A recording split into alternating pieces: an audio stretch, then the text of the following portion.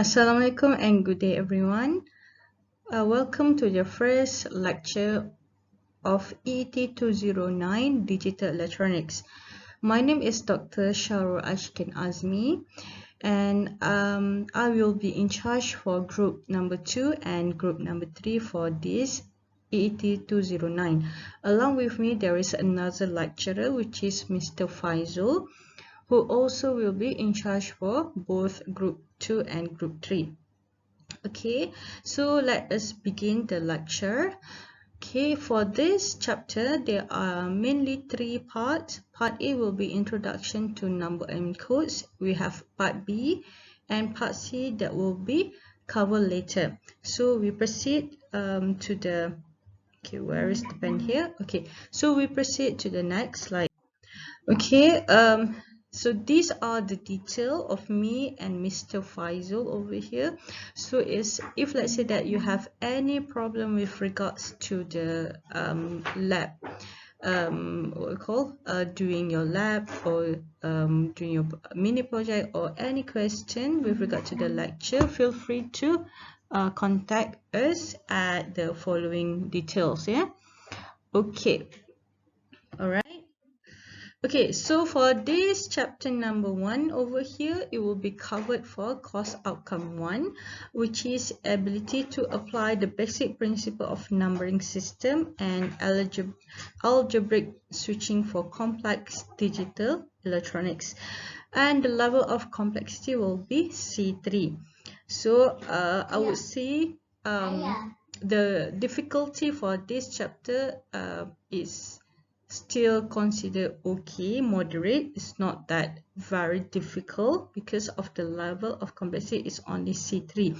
So if let's say that the level of the complexity is C5 or C6, which is on the chapter 2 and 3 for this course, so you need to make sure that you put extra effort and extra focus in order to understand and to able to answer the question with regards to that particular chapter. But not to mention, you still need to focus in this chapter as well. Okay, all right. So these are the presentation outlines for this part over here. Okay, first will be the introduction, what it mean by digital quantities and what are how it differ from analog quantities, and then we proceed with the numbering system. Okay, as for today's lecture, okay, oh, the weather outside is quite dark. I think it's going to rain, but okay, never mind. I will cover on the first section, section 1.0 and section 2.0, and in the next lecture we will proceed to the rest of the section. Okay, all right. So for as introduction, okay, digital signal, what do you know about digital signal? Okay, it's basically digital signal. It can be represented by only two possible digits, which is either 0 for binary 0 and binary 1. So remember, yeah, for digital signal is it can be either 1 or 0. Okay, it cannot be -1, 2, 5 or something else. It's either 1 and 0. Okay, sometimes it also called as high and low. So high signal will be actually mean that it's a binary 1, and low signal will be binary 0. Okay, however, for example, like in application like a switch application, normally we didn't, if let's say that you want to turn on the switch, you never say can you make the switch high. Normally we will say turn on or turn off. So by turn on, which means that the output will be high, and turn off, the output will be low. All right, okay. So what else? Okay, with regards to digital signal, okay, let us see on this waveform over here. Okay, in this waveform over here, okay, you can see that there is a waveform that shape of rectangular, yeah. Okay, this shape of rectangular is actually representing a digital signal. Okay, when there is a positive output, okay, which is in this case is 5 volt, so you know that it is a high, it produces a high output, which is binary 1. Okay, and then for the 0 volt here, it will represent the binary 0 or low here. Okay. Alright, so if let's say that you have what we call as 3 binary digit, you will have 8 combination, 8 possible combination. Okay, what it mean by 8 possible combination, if let's say that you have the first combination, which is 000, that represent binary 0.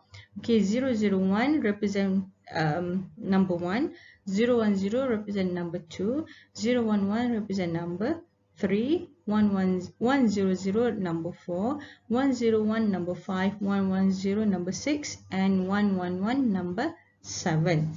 Okay, alright. Okay, so what does it, okay, how it differ from analog signal? Okay, analog signal, okay, like we can refer to this diagram over here.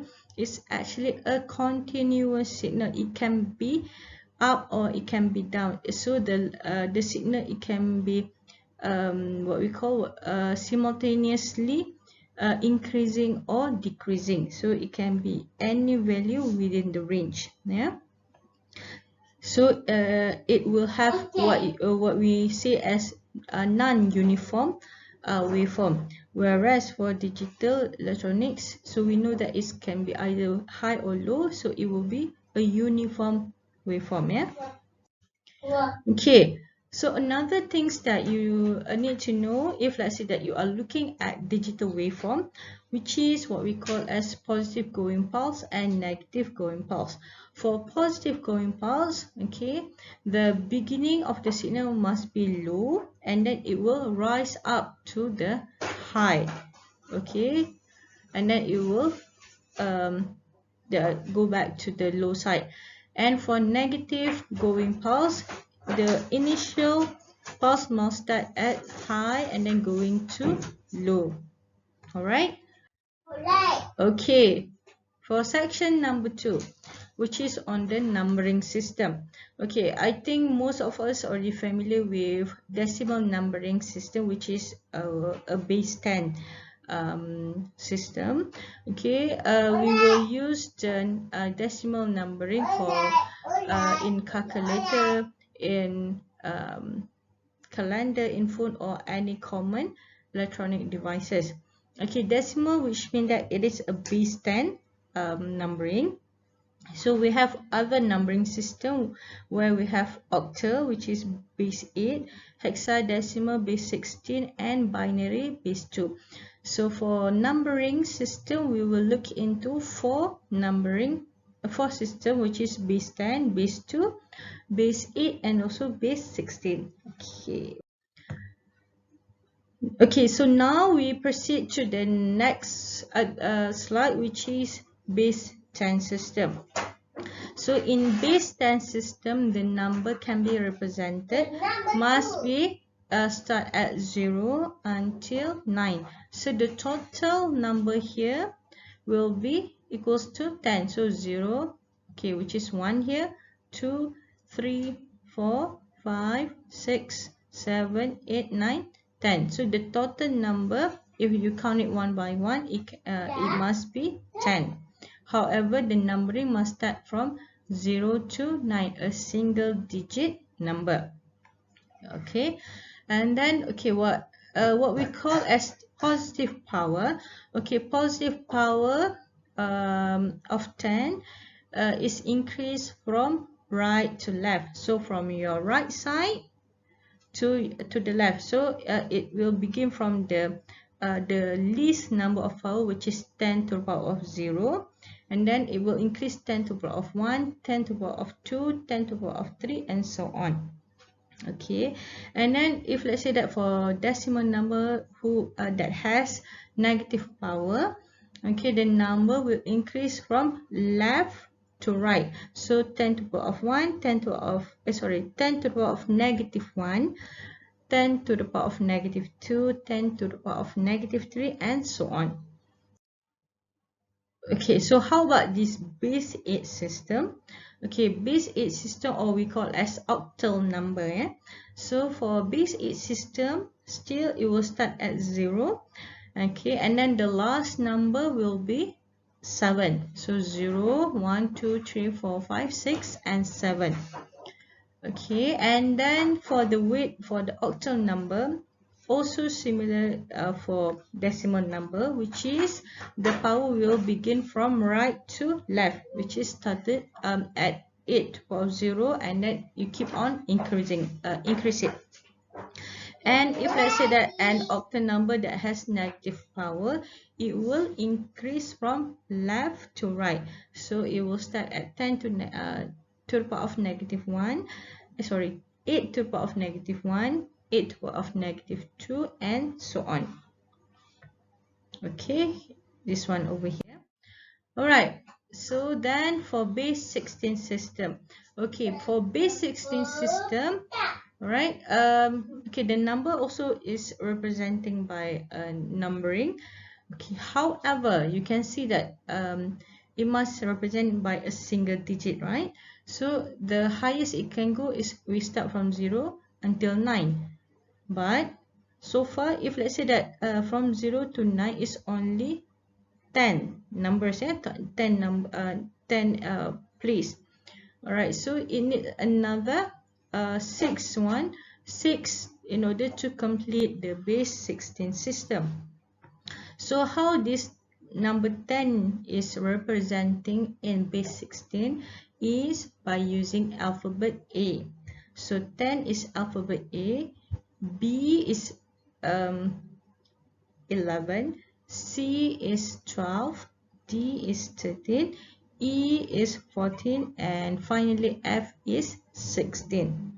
Alright, and similar to base 10 and base 8, the positive what we call the positive power will be increased from right to left, beginning with 16 to the power of 0, and it will increase the power. And as for negative power, it will start from left to right. Okay, and the starting power is 16 to the power of negative 1. Okay, for base 2, okay, base 2 system, normally it will it only represent by two numbers, is either 0 and 1. So normally, so this base 2 system is normally being used in order to transfer the signal inside your computer.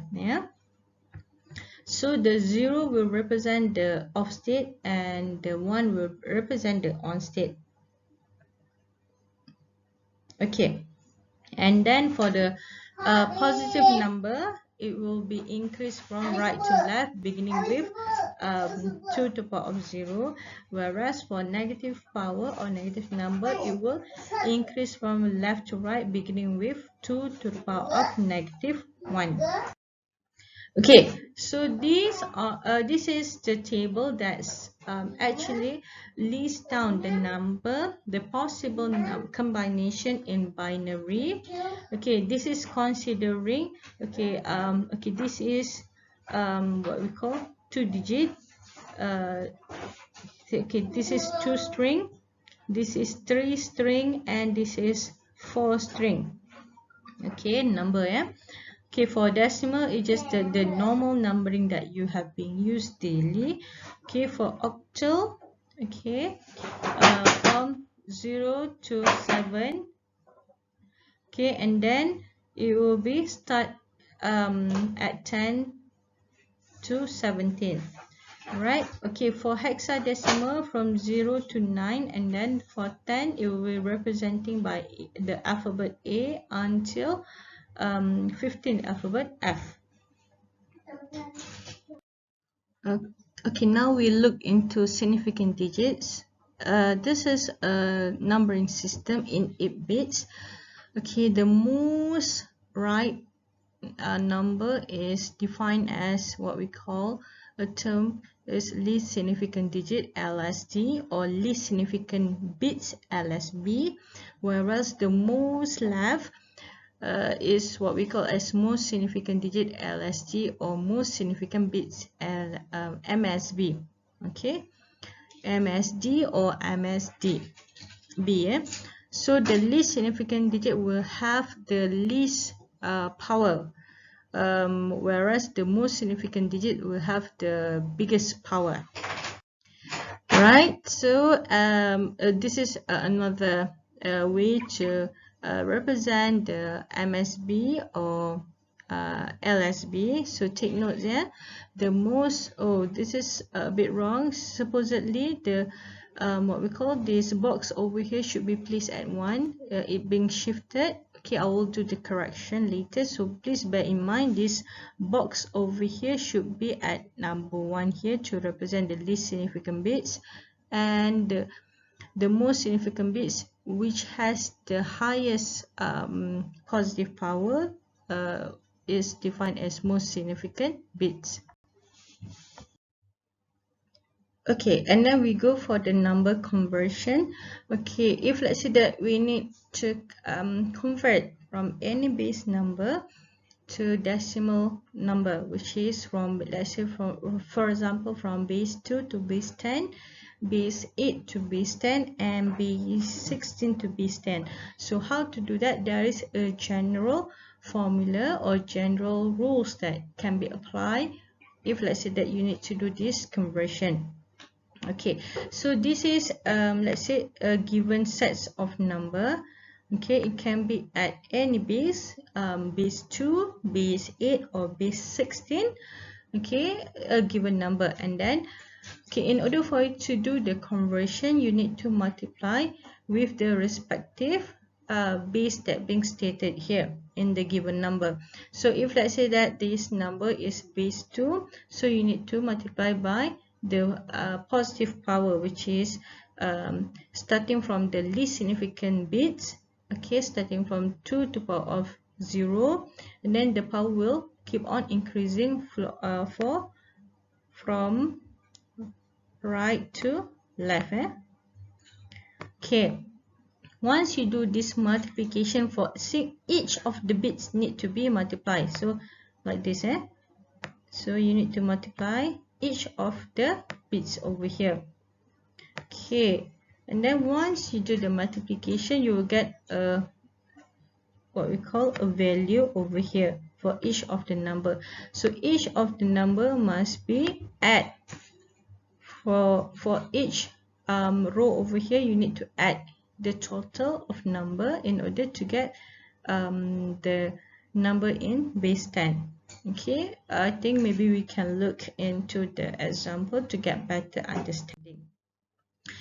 Okay, this is okay. In this example over here, we want to convert this number in binary base 2, okay, to its equivalent decimal number. Okay, so given 10101101. Okay, we need to start from right to left, and the power, which is here, the subscript number over here, will be increasing from 0 to whatever value, as long as you fulfill the string of bits over here. Okay, so this is base 2.